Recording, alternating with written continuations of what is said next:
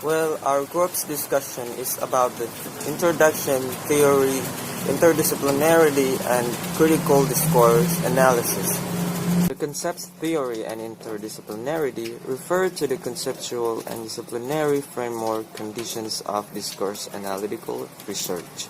Discourse analysis has concentrated on the process of theory formation and has stressed the interdisciplinary nature of its research since its beginning.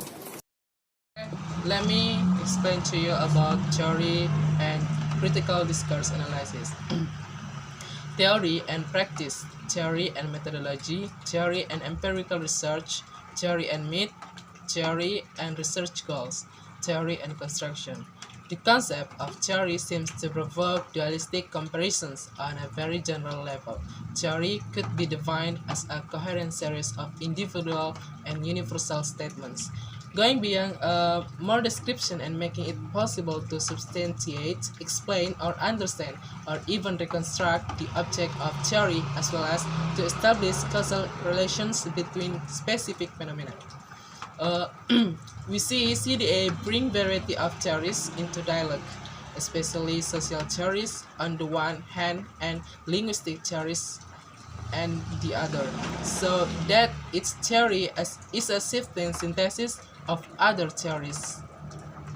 Though what it itself theorizes in particular in the mediation between the social and the linguistic, the order of discourse, the social structuring of semiotic hybridity.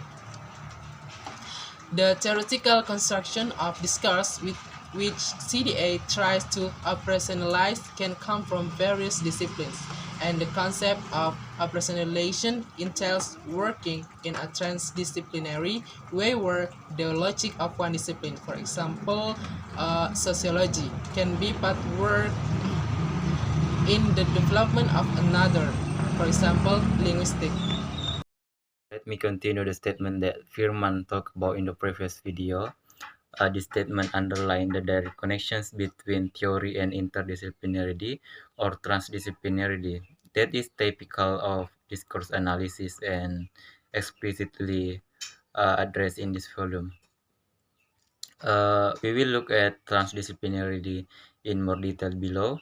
Even if plurality of theory is undoubtedly abstract, attention has to be drawn to the fact that it's crucial to be aware of the different levels and types of theories, as for example, list by Mayer and the respective operational levels. The mediations between the social and the linguistic, referred to by Charlie Raki and Fairclough in the above quotations, is highly relevant for the theory formations process in CDA. And major difficulties of operationalizations the research process are, are usually related to this mediations problem.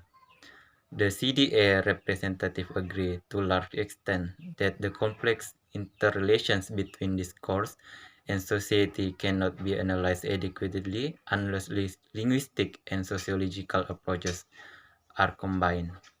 I think that's all from me and will be continued by Mama Edi.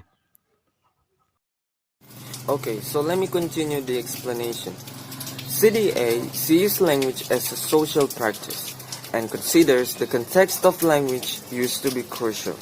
CDA sees discourse, language used in speech and writing, as a form of social practice.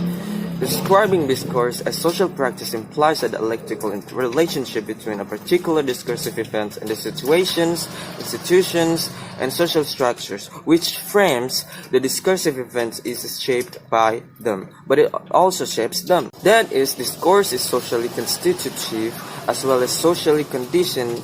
It constitutes situations, objects of knowledge, and the social identities and the relationships between people and groups of people. It is constitutive both in the sense that it helps to sustain and reproduce the social status quo, and in the sense that it contributes to transforming it. Since discourse is so socially consequential, it gives rise to important issues of power.